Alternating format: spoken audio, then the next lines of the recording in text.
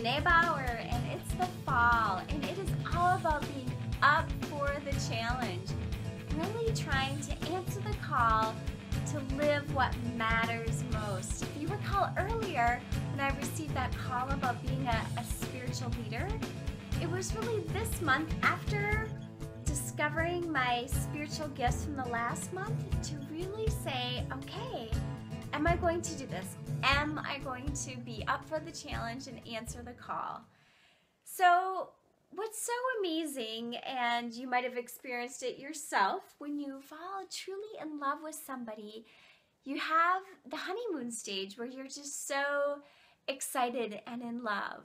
And in fact, there's scientific research that talks about that. I was listening to a program of a great parenting show. It was an online virtual course. And Bruce Lipton, who's a scientist, talks about this idea of the honeymoon effect. I just want to share with you a little something that I wrote, what he said. He goes on to say that the honeymoon effect is when you fall crazy in love with somebody. Life is so beautiful, and you can't wait to get more of this. You have an incredible amount of energy, fully alive, and amazingly healthy. He said that science recognizes that when you fall in love, your conscious mind stays in the present moment, which allows you to manifest a life of your wishes and desires. When you are in love, your brain releases positive hormones and emotions that can help you experience what he calls heaven on earth. You created the honeymoon effect when two conscious minds come together and are fully present with each other.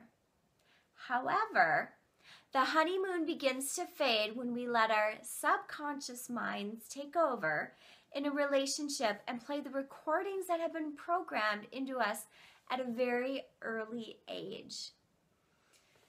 So, at this point, what was happening is just myself falling, in love with God and just being on this honeymoon of the beautiful effects. And what I realized at this point was that, when the honeymoon is done, what happens? We start to realize that it's a lot of work, isn't it? This person that we've fallen in love with requires a lot of work to understand, to know, and to stay in love with. So what God was revealing to me this month was that, am I truly going to be up for the challenge? And I really felt that there were two things that I needed to master, or to be up for the challenge. That was going to require a lot of work. And it really relates to this. This is an example. I have received my master's in human resource development, and it was a ton of work. Any of you who might have gotten an advanced degree knows the amount of time and effort into it. And God was revealing to me that I needed to master really two things. One was His Word, and the second thing was to master motherhood. And this whole idea of creating a master's in motherhood was being revealed to me. And I realized, if I spent all this time, years of my time, talent, and treasure into getting a master's so I can help train others in and developing others, that has been invaluable to me. And yet, if my most important job in life is being a mother, which requires being a great wife, then I need to pursue a master's in that too. I need to be as serious about my study as I have been in earning a degree. So that then led me to this. Books and a lot of reading. So the good news for me is I love to read, if you haven't noticed. And these were many of the different books that I was reading, which I'll share with you in a little bit. But what was most important, of course, if I needed to master His Word, is to master what? The Bible. And I don't know about how many of you, but I do have to admit, up until this point, I would read verses or maybe a book of the Bible, but I had never read the Bible from start to finish. And that actually was one of my lifelong dreams, that I would.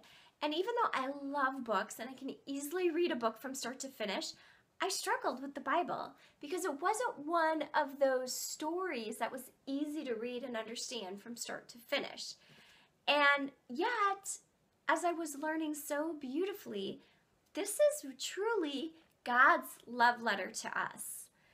And if I was going to be truly, madly in love with God, I need to understand what was in this love letter and what was the wisdom in it. So it was time to actually meet this lifelong goal of mine. And it just so happened that the church that I'm affiliated with for my MOPS group, which is mothers and preschoolers, they were doing a 90-day challenge to read this fall, to read the Bible in 90 days. And they had a whole plan set up to do that. So even though I wasn't a member of that church, I signed up to be committed to it. And I soon realized that, if I was going to do this book in 90 days, that was going to be quite an intensive experience for me. So I do have to admit, it was fall, and before I knew it, I was falling behind. And yet at the same time, I decided to let go of the 90 days and just still commit to actually reading it fully through, but just read it at the pace I needed to. Because what I was realizing is I wasn't just reading it to read it, because, you know, there's different versions of the Bible. The one that took me through the Bible was this one, a women's devotional Bible I had, the New International Version. You know, and some Bibles have 66 books of the Bible. Some versions of the Bible have 72 books. You know, it just depends on your religious background or your faith background or your preference of what it was. But this was the Bible that I had, and one thing I appreciate about it, it also had devotions in it. I love devotions because I feel like it can take a verse of the Bible or a certain scripture passage and just bring it to life more, and that really helped me to get through this. So I was writing a lot this month about different scriptures that were meaningful. One that I want to share with you that I had shared that I keep coming back to is in Proverbs. Proverbs is really this beautiful wisdom in the Bible for us. And one of my favorites has been Proverbs 3. And I feel like just actually living out Proverbs 3 could take the rest of my entire lifetime. So I just want to read with you some of it because I think it's so beautiful, and I would encourage you to go back to looking at this as well. And it's entitled Further Benefits of Wisdom, again coming from the New International Version. My son, do not forget my teaching, but keep my commands on your heart. For they will prolong your life in many years and bring you prosperity. Let love and faithfulness never leave you. Bind them around your neck. Write them on the tablet of your heart. Then you will win favor and good name in the sight of God and man. Trust in the Lord with all thy heart, and lean not into thine own understanding. In all thy ways acknowledge him, and he will make your path straight. Do not be wise in your own eyes. Fear the Lord and shun evil, for this will bring you health to your body and nourishment to your bones. Honor the Lord with your wealth and with the first fruits of all your crops. Then your barns will be filled to overflowing, and your vats will brim over with new wine. My son, do not despise the Lord's discipline, and do not resent his rebuke, because the Lord disciplines those he loves. As a father, the son delights in. Blessed is the man who finds wisdom, for the man who gains understanding, for she is more profitable than silver and yields better returns than gold. She is more precious than rubies. Nothing you desire can compare with her. Long life is her right hand, and in her left hand are riches and honor. Her ways are pleasant ways, and all her paths are peace. She is a tree to those who embrace her. Those who lay hold of her will be blessed. And this takes us through verse 18. And there's more that I could share.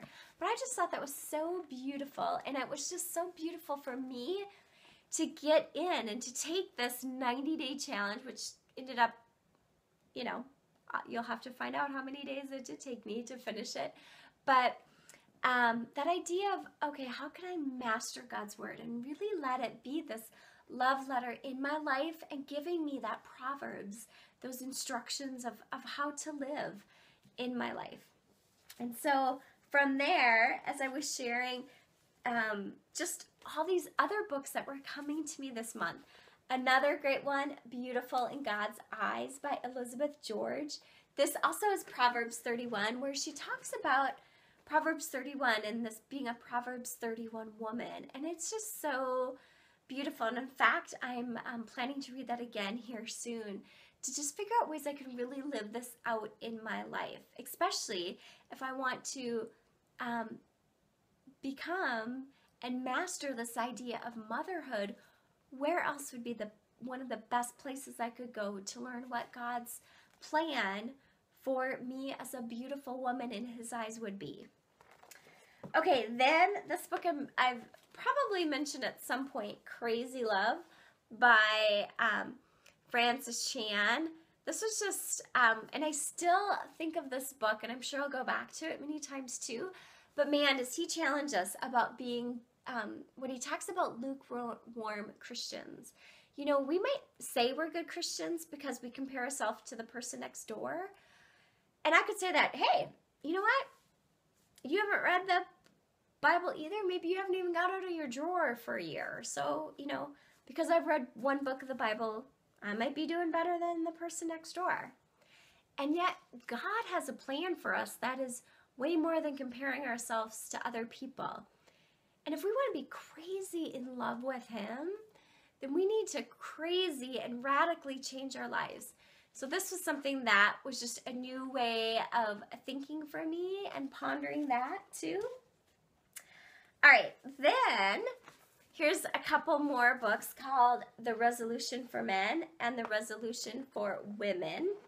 Now this came up because, and I'll get into this a little bit later as well, but one of the things I also was experiencing this month were two incredible movies that really moved me. And one was the movie Courageous, which is all about, you know, how men really need to step up to be the spiritual leaders of their homes. And it's just a great Christian movie that we saw with some other couples.